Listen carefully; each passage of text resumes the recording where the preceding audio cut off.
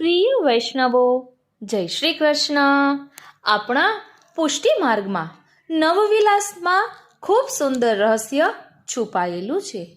અહીં ભક્તિની 9 પળો છે. ભક્તિના 9 પ્રકાર છે. જીવના હૃદયમાં પ્રભુ પ્રેમના અંકુરથી લઈ સંપૂર્ણ સમર્પણ સુધીની યાત્રા એટલે આ નવવિલાસ. તો ચાલો આપણે એ નવવિલાસનું ભાવદર્શન એક નવા જ રૂપમાં કરીએ અને તેની સાથે સાથે શ્રી યમુનાજીની કૃપાથી 41 કુંજમાં પ્રવેશ મેળવીએ.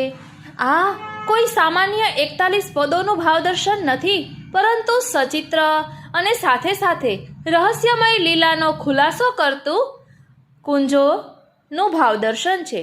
માટે સત્સંગમાં અંત સુધી જોડાયેલા રહેશો. વાલા વૈષ્ણવો, જય શ્રી કૃષ્ણ. હું મનાતુરી આપ સર્વે વૈષ્ણવોનું આજના આ અલૌકિક સત્સંગમાં હાર્દિક સ્વાગત કરું છું. સત્સંગની શરૂઆત કરતા પહેલા ઈશ્વરના અફર વચનો વિશે જાણી લો. પ્રભુ કહે છે કે મારા માર્ગ પર 1 કદમ આગળ વધ, હું 10 કદમ આગળ વધીને ઉન્નતિના માર્ગે તને લઈ જઈશ. મારા માર્ગ પર પગ રાખીને તો જો, તારા સર્વ માર્ગ ન ખોલી દઉં ને તો મને કહેજે. મારા માટે ખર્ચ કરીને તો જો, કુબેરના ભંડાર ન ભરી દઉં ને તો મને કહેજે. મારા તરફ આવીને તો જો, તારું સતત ધ્યાન ન રાખું ને તો મને કહેજે. મારી વાતો લોકોને કરી તો જો, તને મૂલ્યવાન ન બનાવી દઉં ને તો મને કહેજે. મારા કીર્તન તો કરી જો, સંસારનું વિસ્મરણ ન કરાવી દઉં ને તો મને કહેજે.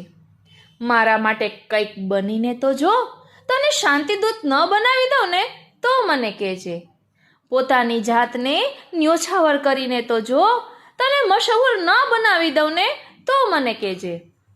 મને તારો મદદગાર બનાવીને તો જો, તને બધાની ગુલામીમાંથી ન છોડાવી દઉં ને તો મને કહેજે.